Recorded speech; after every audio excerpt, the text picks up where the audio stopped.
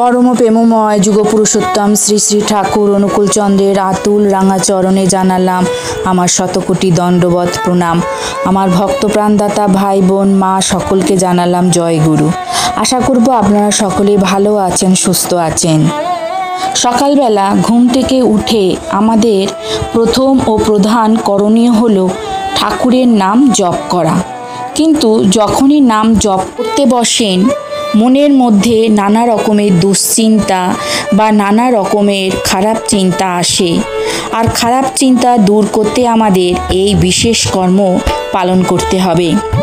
ठाकुरेर नाम जप करते गेले मन के यदि शांत करते ना पारेन ताहले मनेर भितर भक्ति आनबेन किभाबे? मन आमादेर बड़ई चंचल, मन कारोर बाधा निषेध माने ना। एखन एखाने तो पर मुहूर्ते ओखाने একটা চিন্তা করছেন তো আরেকটি চিন্তা মনের ভেতর উকি দেয়। এইভাবে কি নাম জপ করা যায়? সঠিকভাবে মন দিয়ে যদি নাম জপ না করেন তাহলে পরম দয়ালের আশীর্বাদ পাওয়া যায় না। নাম জপ করার সময় মনকে শান্ত করতেই হবে, তবেই নামের মাহাত্ম্য উপলব্ধি করতে পারবেন। নাম জপ এমন একটা জিনিস ঠাকুর দয়া করে আমাদের প্রদান করেছেন। নামের মধ্যে দিয়েই কিন্তু আমরা পরম পিতার সাথে মিলিত হতে পারি। আপনি যেখানেই থাকুন আর যে অবস্থাতেই থাকুন না কেন, যখন সময় পাবেন তখনই নাম জপ করবেন। নাম জপটাকে কেউ হেলায় ফেলায় নেবেন না।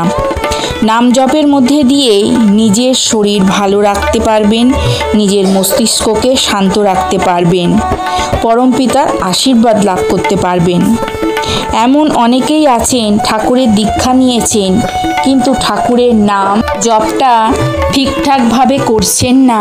এতে কি হয়, পূর্ণ ফলটা কিন্তু লাভ করতে পারছেন না বা পারবেন না। তাই নাম জপটা কিন্তু ঠিকঠাকভাবে পালন করবেন। নাম জপ না করলে পরম দয়ালকে সন্তুষ্ট করতে পারবেন না, প্রকৃত রূপে সুখ লাভও করতে পারবেন না। জপ করার সময় যদি খারাপ চিন্তা আসে তবে তাতে হতাশ না হয়ে মনকে সংযত ও সক্রিয় করতে হবে। পরম দয়াল শ্রী শ্রী ঠাকুর মনে করিয়ে দেন যে খারাপ চিন্তা আসবেই, কিন্তু কুচিন্তাকে প্রশ্রয় না দিয়ে বরং তাকে দ্রুত ভালো চিন্তা বা কাজের মধ্যে দিয়ে পরাস্ত করতে হবে। যেমন যখন কোনো নারী মনে কুচিন্তা আসে তখন তাকে মা বলে সম্বোধন করলে কুচিন্তা দূর হয়। এটি নিজের মধ্যে একটি সাধু ভাব তৈরি করে এবং খারাপ চিন্তা থেকে দূরে থাকতে সাহায্য করে। যারা নিজের কাজের ব্যাপারে আত্মবিশ্বাসী এবং অন্যের সাথে আপোষ করে না তাদের মনে ভালো চিন্তা আসে। এটি একটি বিরাট মনের পরিচয় এবং এতে মন খারাপ হয় না। এমনকি অপবাদ দেওয়া হলেও তারা বিচলিত হয় না। যখন কেউ কুচিন্তা দ্বারা প্রভাবিত না হয়ে নিজের ব্যক্তিত্ব ও মর্যাদা ধরে রেখে সংযত ও সুদৃঢ়ভাবে কথা বলে তখন তার কথা অনেকের ওপর শক্তিশালী প্রভাব ফেলে। মনকে শান্ত ও নিয়ন্ত্রিত রাখতে সাহায্য করে। এইভাবেই জপের সময় খারাপ চিন্তা দূর করতে হলে মনকে সংযত রাখা, ভালো চিন্তা ও কাজ দ্বারা কুচিন্তাকে পরাস্ত করা এবং নিজের ব্যক্তিত্ব ও আত্মবিশ্বাস বজায় রাখা জরুরি। ঠাকুর বললেন, ইষ্টের সঙ্গে যুক্ত থাকলে মন এক ধরনের আত্মিক শক্তি অর্জন করে।